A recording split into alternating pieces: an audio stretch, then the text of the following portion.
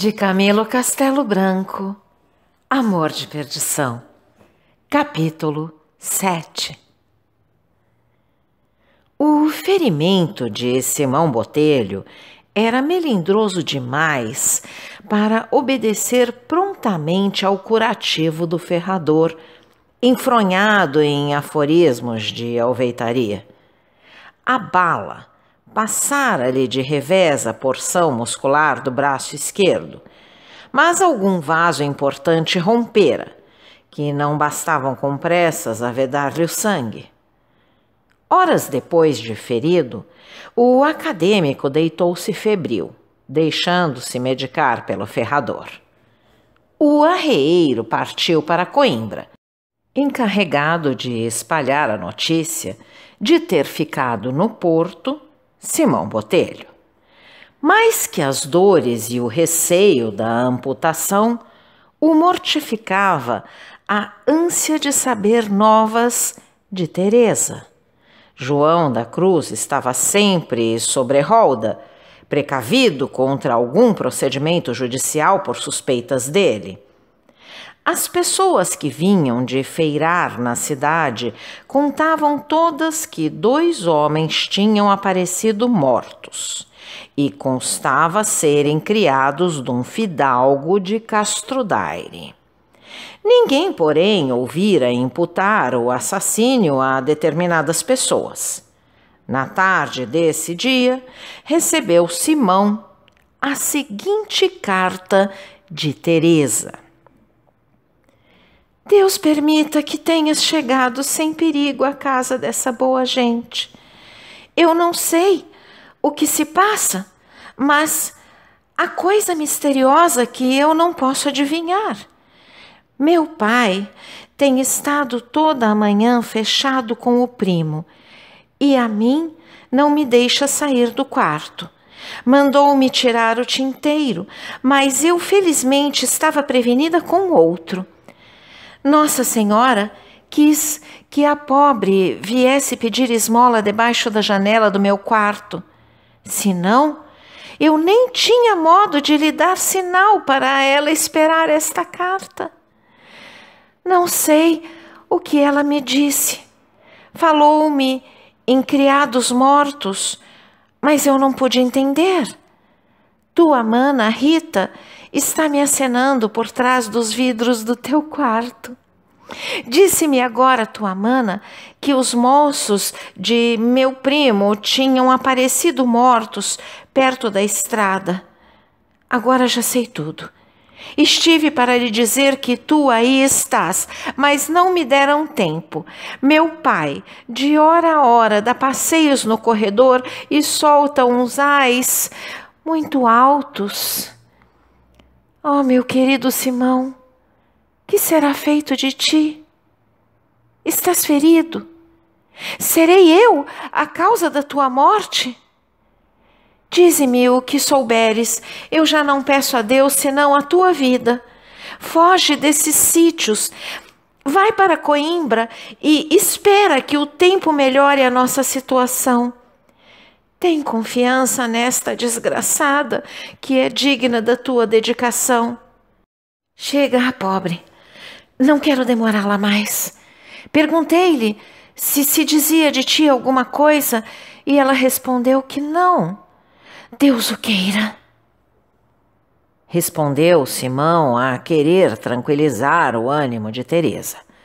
Do seu sofrimento, falava tão de passagem que dava a supor que nem o curativo era necessário. Prometia partir para Coimbra logo que o pudesse fazer, sem receio de Teresa sofrer na sua ausência. Animava-a a chamá-lo assim que as ameaças do convento passassem a ser realizadas. Entretanto, Baltazar Coutinho, chamado às autoridades judiciárias para esclarecer a devassa instaurada, respondeu que efetivamente os homens mortos eram seus criados, de quem ele e sua família se acompanhara de Castro Daire. Acrescentou que não sabia que eles tivessem inimigos em Viseu, nem tinha contra alguém as mais leves presunções. Os mais próximos vizinhos da localidade onde os cadáveres tinham aparecido apenas depunham que, alta noite, tinham ouvido 2 tiros ao mesmo tempo e o outro pouco depois. Um apenas adiantava coisa que não podia alumiar a justiça e vinha a ser que o mato, nas vizinhanças do local, fora chapotado. Nesta escuridade, a justiça não podia dar passo algum. Tadeu de Albuquerque era conivente no atentado contra a vida de Simão Botelho. Fora seu o alvitre quando o sobrinho denunciou a causa das saídas frequentes de Teresa na noite do baile. Tanto ao velho como ao morgado convinha apagar algum indício que pudesse envolvê-los no mistério daquelas 2 mortes. Os criados não mereciam as penas de um desforço que implicasse o desdouro de seus amos. Provas contra Simão Botelho não podiam aduzi-las. Aquela hora o supunham eles a caminho de Coimbra, ou refugiado em casa de seu pai. Restava-lhes ainda a esperança de que ele tivesse sido ferido e fosse acabar longe do local em que o tinham assaltado. Enquanto a Teresa resolveu Albuquerque encerrá-la num convento do Porto e escolheu Monchique, onde era prioresa uma sua próxima parenta. Escreveu à prelada para lhe preparar aposentos e ao procurador para negociar as licenças eclesiásticas para a entrada. Todavia, receando o velho algum incidente no espaço de tempo que medeava até se conseguirem as licenças, resolveu não ter consigo Teresa e solicitou a retenção temporária dela num convento de Viseu. Acabara Teresa de ler e esconder no seio a resposta de Simão Botelho que a mendiga lhe passara ao escurecer, pendente de uma linha, quando o pai entrou no seu quarto e a mandou vestir-se. A menina obedeceu, tomando uma capa e um lenço. Vista-se como quem é. Lembre-se que ainda tem os meus apelidos, disse com severidade o velho. Cuidei que não era preciso vestir-me melhor para sair à noite, disse Teresa. E a senhora sabe para onde vai?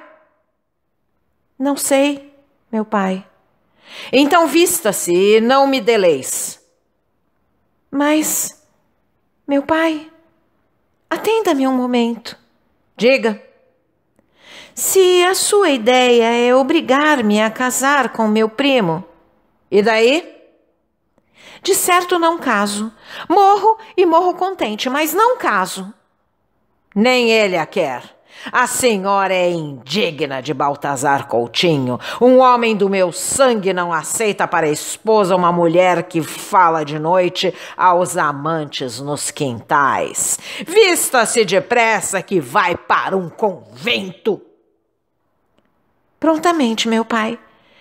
Esse destino lhe pedi eu muitas vezes. Não quero reflexões. Daqui a pouco apareça-me vestida. Suas primas esperam-no para a acompanharem.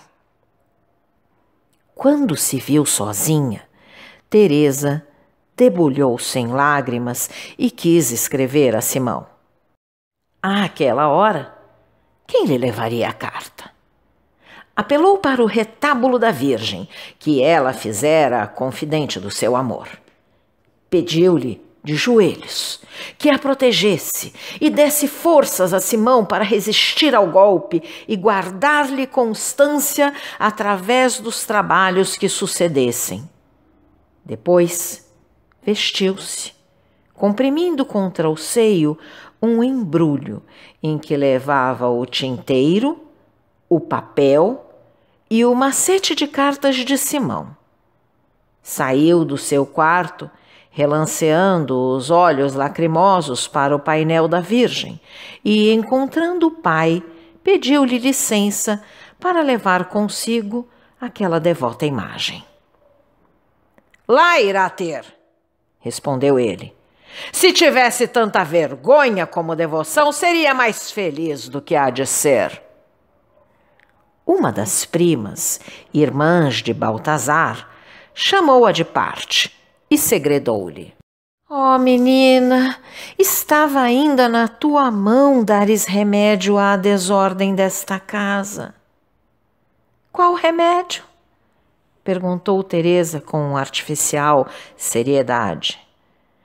Diz a teu pai que não duvidas casar com o mano Baltazar. Primo Baltazar não me quer, replicou ela sorrindo. Quem te disse isso, Terezinha?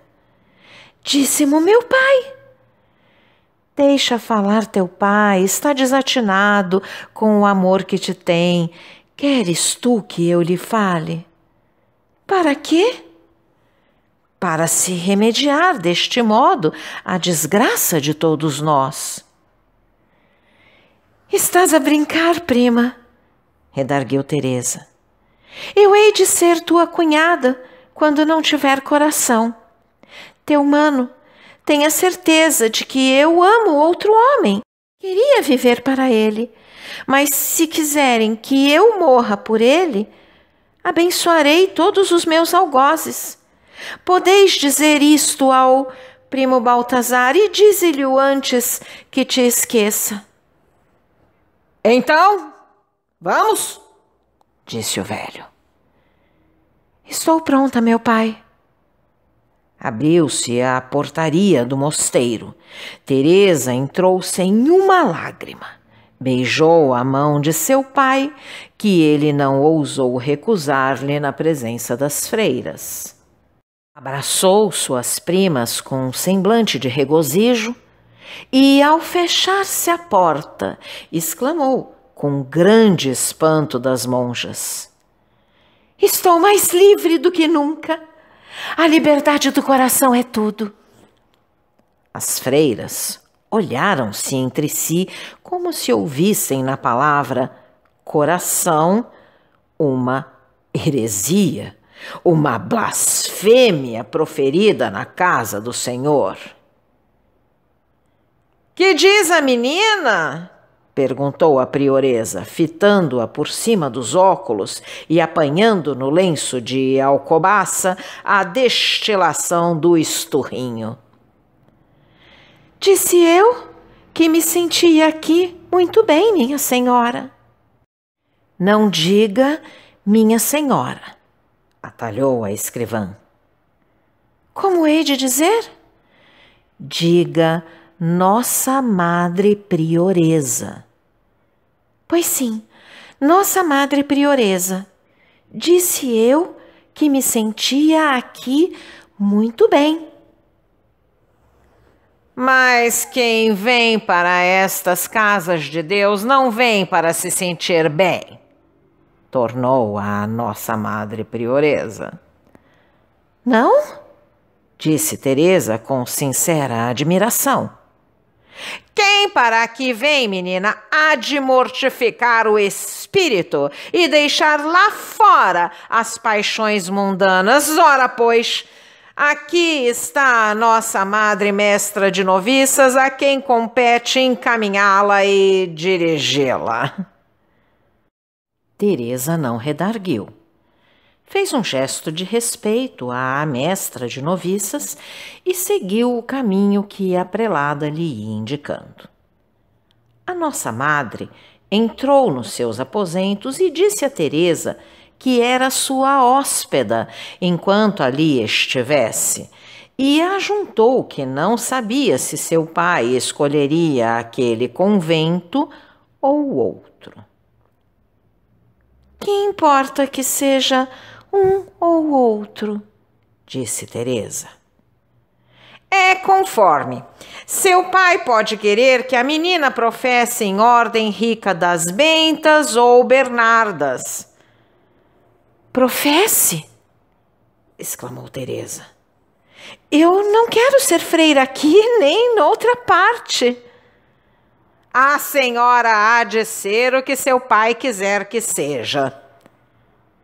Freira?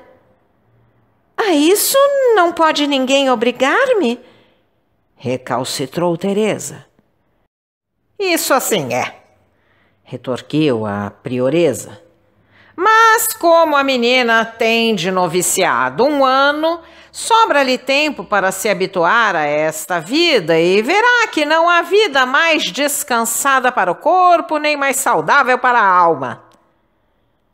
Mas a nossa madre, tornou Teresa, sorrindo como se a ironia lhe fosse habitual, já disse que a estas casas ninguém vem para se sentir bem. É um modo de falar, menina. Todos temos as nossas mortificações e obrigações de coro e de serviços, para que nem sempre o espírito está bem disposto. Ora, vês aí. Mas em comparação do que lá vai pelo mundo, o convento é um paraíso.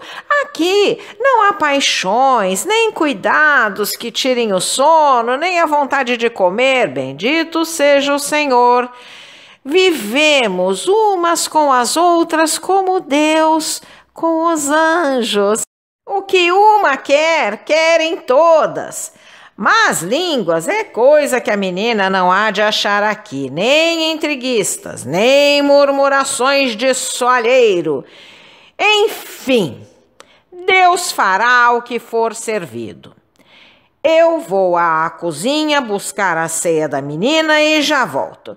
Aqui a deixo com a senhora madre organista, que é uma pomba, e com a nossa mestra de noviças, que sabe dizer melhor que eu o que é a virtude nestas santas casas. Apenas a prioresa voltou as costas, disse a organista à mestra de noviças: que impostora! E que estúpida! Acudiu a outra. A menina não se fie nessa trapalhona e veja se seu pai lhe dá outra companhia enquanto cá estiver, que a prioresa é a maior intriguista do convento. Depois que fez 60 anos, fala das paixões do mundo como quem as conhece por dentro e por fora. Enquanto foi nova, era a freira que mais escândalos dava na casa. Depois de velha, era a mais ridícula, porque ainda queria amar e ser amada. Agora que está decrépita, anda sempre este monstrengo a fazer missões e a curar indigestões.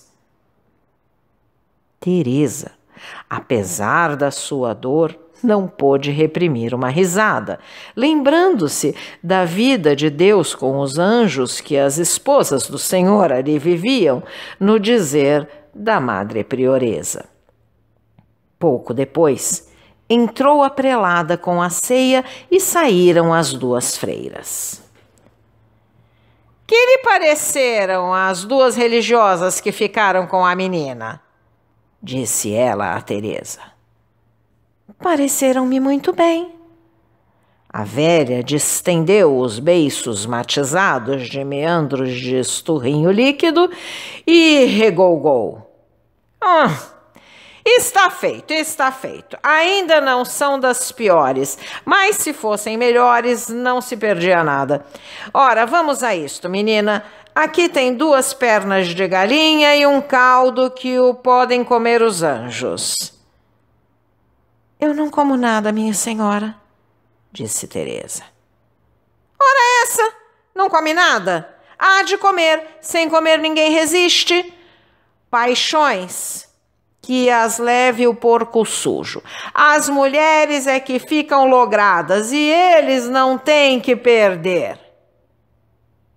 Que eu Cá de mim, até o presente, Deus louvado, não sei o que sejam paixões.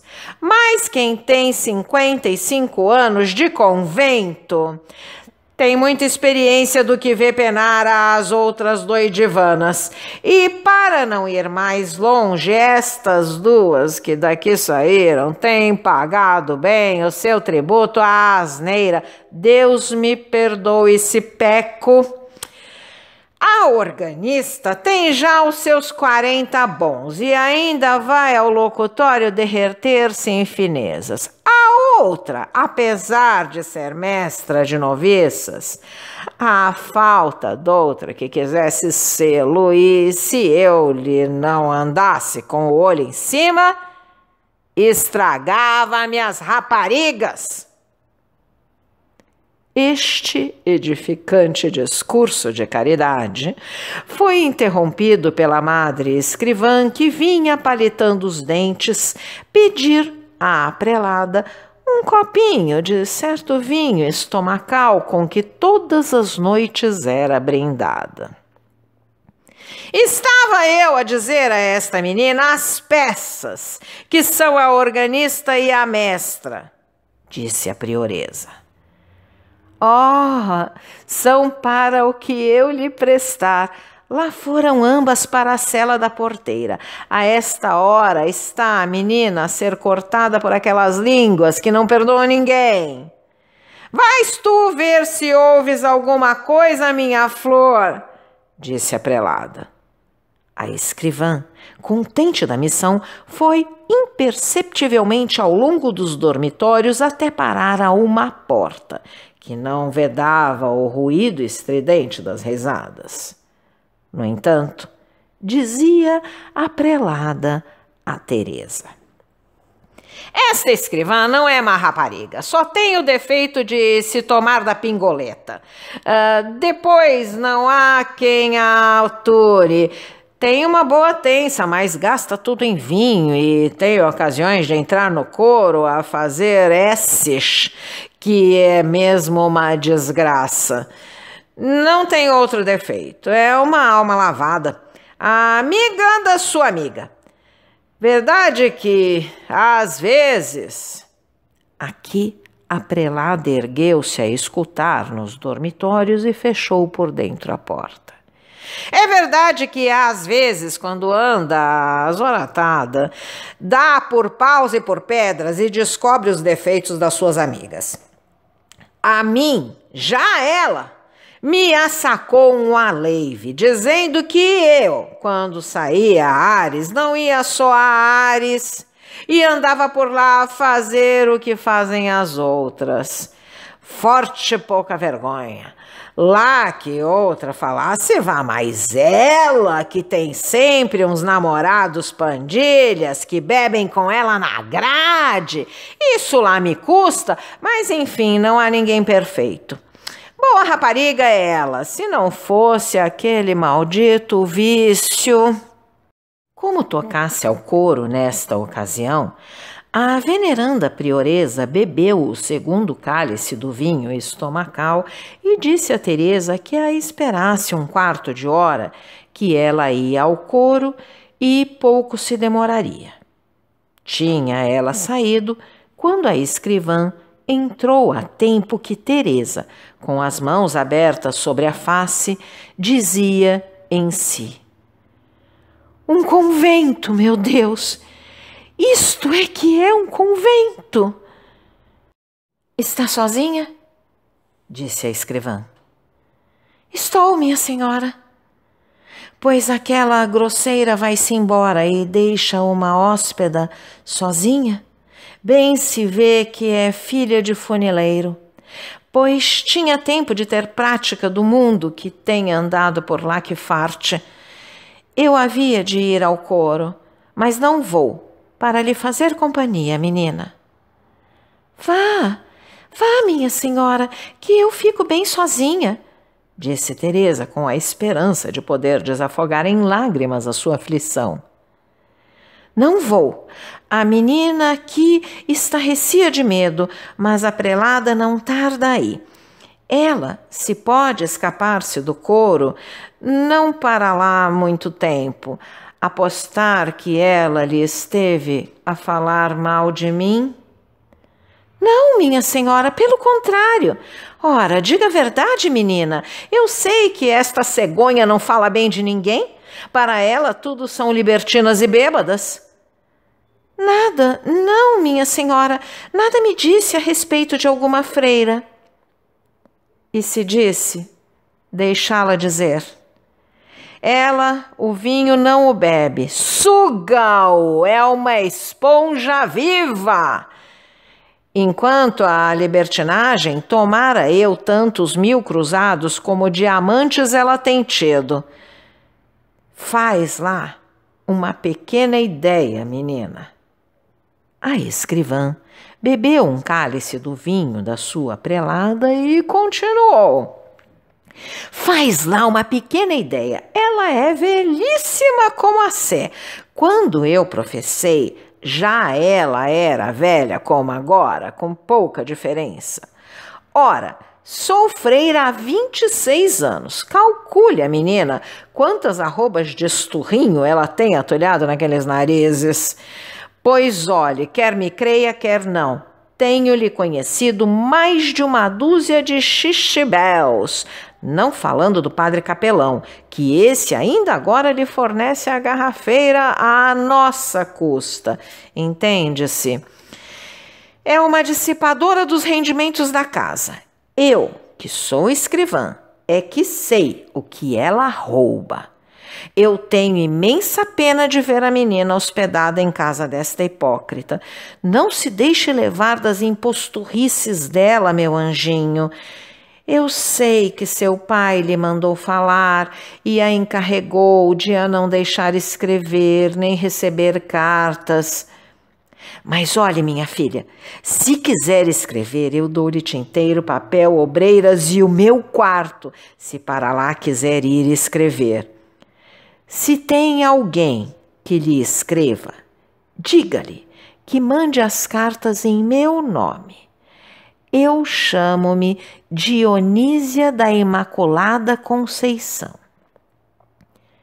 Muito agradecida, minha senhora, disse Teresa, animada pelo oferecimento.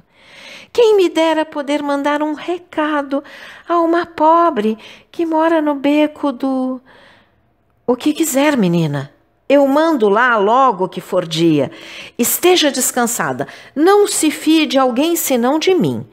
Olhe que a mestra de noviças e a organista são 2 falsas. Não lhes dê trela, que se as admite à sua confiança está perdida. Aí vem a lesma. Falemos noutra coisa. A prelada vinha entrando e a escrivã prosseguiu assim. Não há nada mais agradável que a vida do convento quando se tem a fortuna de ter uma prelada como a nossa. Aí, eras tu, menina, olha se estivéssemos a falar mal de ti. Eu sei que nunca falas mal de mim, disse a prelada, piscando o olho a Teresa. Aí está essa menina que diga o que eu lhe estive a dizer das tuas boas qualidades. Pois o que eu disse de ti, respondeu Soror Dionísia da Imaculada Conceição. Não precisas de perguntar, porque felizmente ouviste o que eu estava dizendo. Oxalá que se pudesse dizer o mesmo das outras que desonram a casa e trazem aqui tudo intrigado numa meada, que é mesmo coisa de pecado.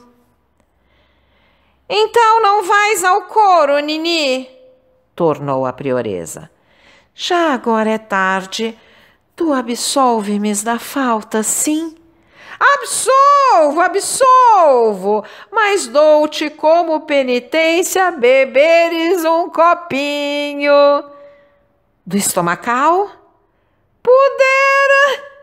Dionísia cumpriu a penitência e saiu para, dizia ela, deixar a prelada na sua hora de oração. Não delongaremos esta amostra do evangélico e exemplar viver do convento onde Tadeu de Albuquerque mandara sua filha a respirar o puríssimo ar dos anjos, enquanto se lhe preparava crisol mais depurador dos sedimentos do vício no convento de Manchique. Encheu-se o coração de Teresa de amargura e nojo naquelas 2 horas de vida conventual. Ignorava ela que o mundo tinha daquilo. Ouvira falar dos mosteiros como de um refúgio da virtude, da inocência e das esperanças imorreidoras. Algumas cartas lera de sua tia, prelada em Monchique, e por elas formara conceito do que devia ser uma santa. Daquelas mesmas dominicanas em cuja casa estava, ouvira dizer às velhas e devotas fidalgas de Viseu virtudes, maravilhas de caridade e até milagres. Que desilusão tão triste e, ao mesmo tempo, que ânsia de fugir dali. A cama de Teresa estava na mesma cela da prioresa, em alcova separada com cortinas de caça. Quando a prelada lhe disse que podia deitar-se querendo, perguntou-lhe a menina se poderia escrever a seu pai. A freira respondeu que no dia seguinte o faria, posto que o senhor Albuquerque ordenasse que sua filha não escrevesse. Assim mesmo, ajuntou ela que lhe o não proibiria, se tivesse tinteiro e papel na cela. Teresa deitou-se, e a prelada ajoelhou diante de um oratório, rezando a coroa a meia voz. Se o murmúrio da oração enfadasse a hóspeda, não teria ela muita razão de queixa, porque a devota monja, ao segundo Padre Nosso, cabeceava de modo que já não atinou com a primeira Ave-Maria. Levantou-se, cambaleando uma mesura às imagens do santuário, foi deitar-se e pegou a ressonar. Teresa afastou sutilmente as cortinas do quarto e tirou de entre o seu fato o tinteiro de tarraxa e o papel.